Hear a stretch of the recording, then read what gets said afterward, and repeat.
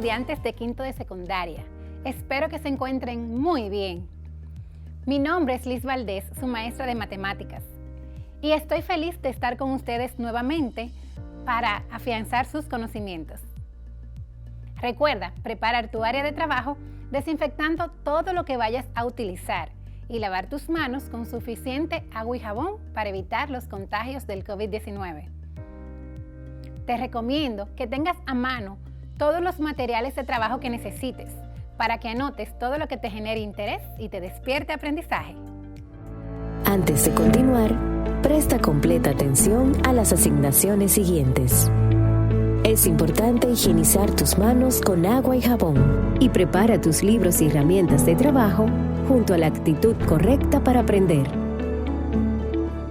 Iniciemos este viaje especial directo al aprendizaje y el conocimiento.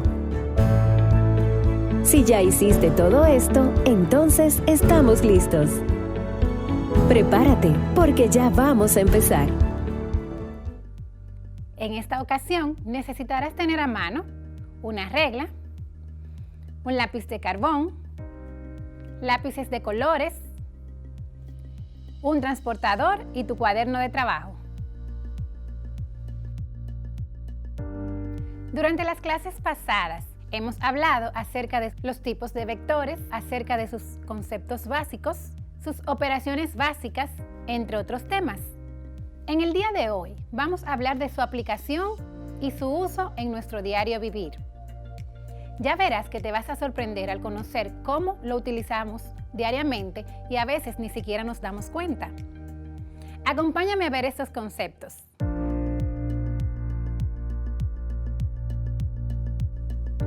Antes de dar inicio, veamos qué tanto recuerdas de la clase pasada. ¿Qué es la dirección de un vector? La dirección de un vector se define como el ángulo que éste forma con el semieje positivo X. ¿Qué es un vector en el espacio? Un vector en el espacio es una generalización del concepto de vector en el plano.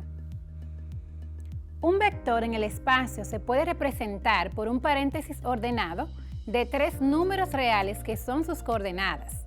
Por ejemplo, si tenemos al vector A, sus coordenadas van a ser igual a AXY, AYJ, AZK. ¿Qué es un sistema de coordenadas de 3 dimensiones o tridimensional?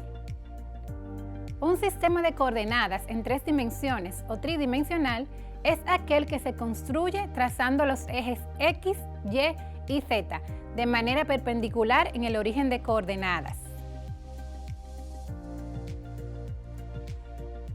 Cuando finalices este encuentro, estarás en condiciones de identificar y aplicar el uso de los vectores en la vida diaria y de determinar con mayor facilidad las componentes de un vector.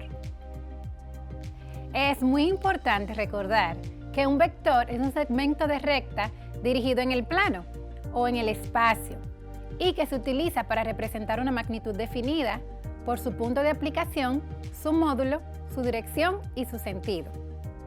Podemos ver aplicación de vectores en diversas áreas o situaciones. Por ejemplo, lo podemos ver en el uso de los columpios.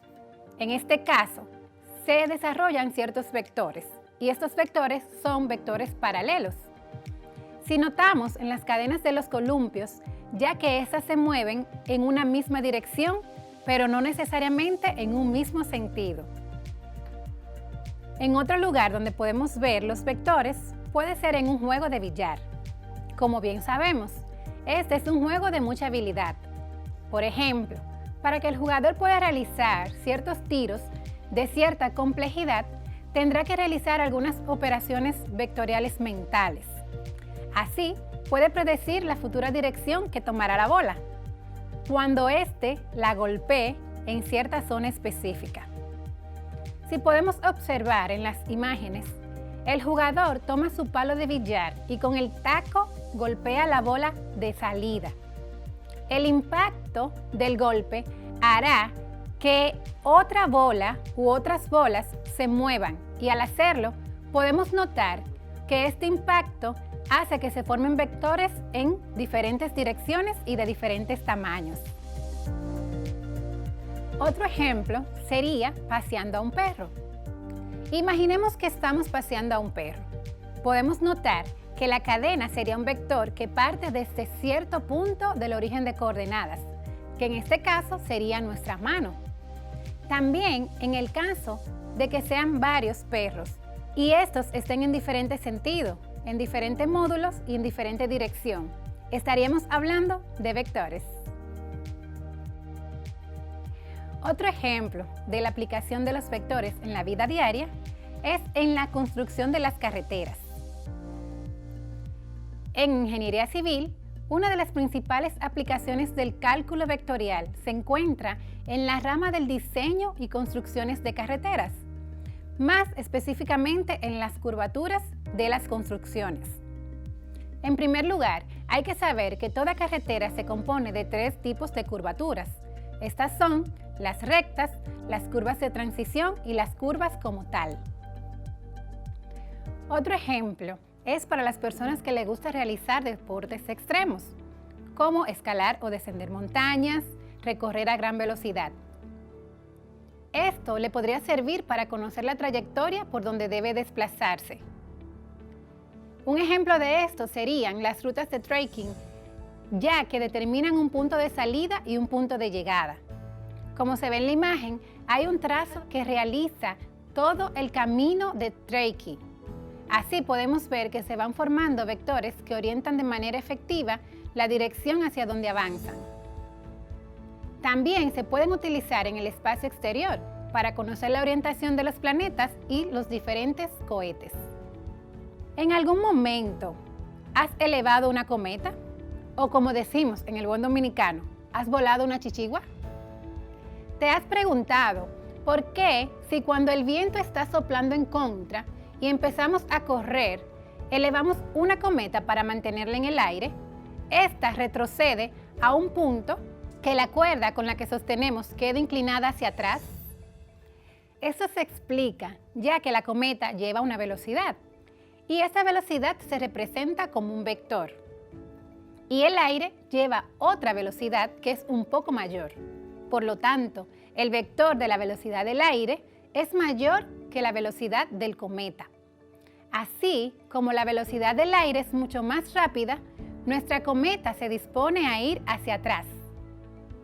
Ahora veamos algunos ejemplos de las aplicaciones del uso del ángulo de un vector en nuestra vida diaria. Esto se puede aplicar en el ángulo que se forma al pegarle a una bola de billar, como vimos anteriormente. Además, también en el deporte de tiro al blanco. Por ejemplo, al disparar una flecha y lograr darle al centro, disponemos la flecha de tal manera que inclinamos un poco, formando un ángulo con la horizontal, para así lograr darle al centro.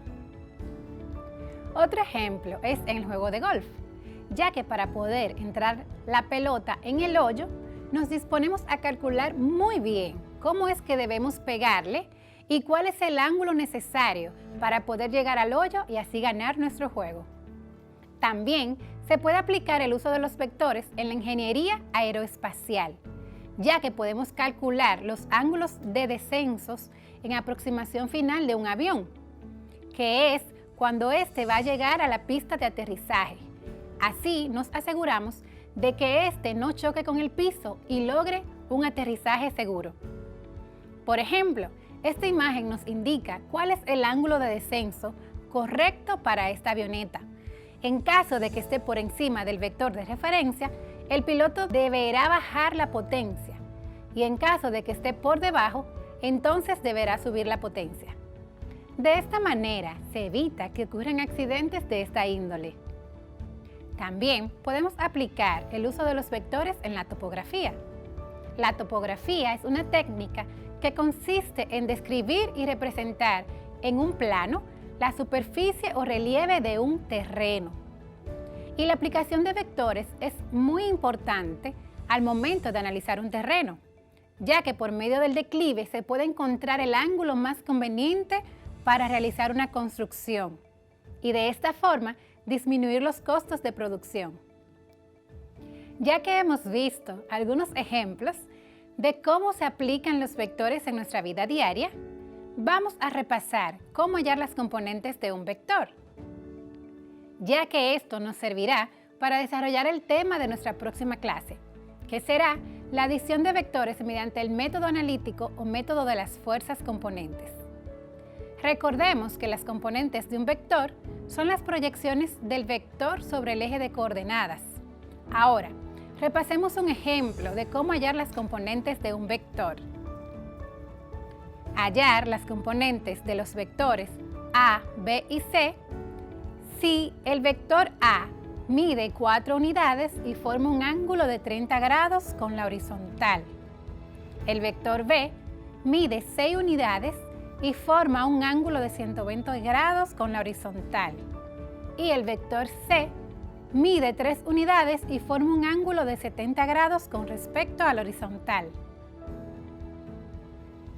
Muy bien, vamos a hallar las componentes rectangulares de los vectores A, B y C. Aquí tenemos nuestros datos. El vector A mide 4 unidades y forma un ángulo de 30 grados con respecto a la horizontal. El vector B forma un ángulo de 120 grados y mide 6 unidades. El vector C mide 3 unidades y forma un ángulo de 70 grados con respecto a la horizontal. Bien, recordemos que la fórmula para hallar las componentes de un vector es la siguiente.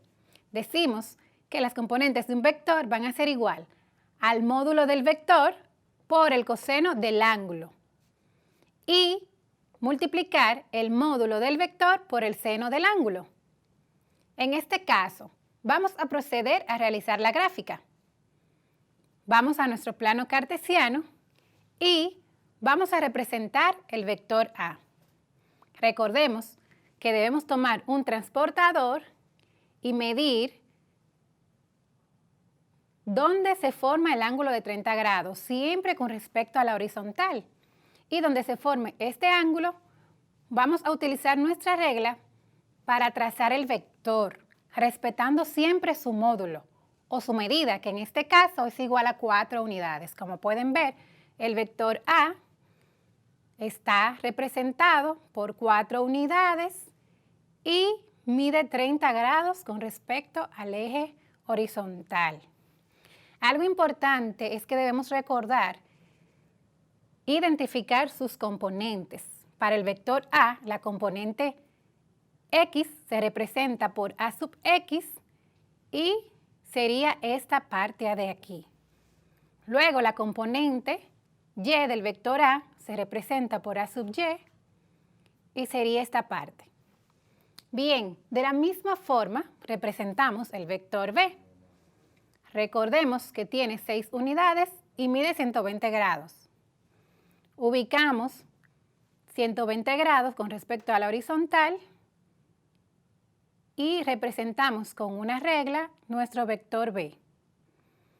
recordando que mide 1, 2, 3, 4 y 5 y 6 unidades. El vector B también identificamos cuáles son las componentes de B sub X y de B sub Y, que en este caso, para B sub X, la componente llegaría hasta acá. Continuamos con el vector C para representarlo en el gráfico. Tomamos y medimos el ángulo de 70 grados desde la horizontal y trazamos nuestro vector, recordando que mide 3 unidades.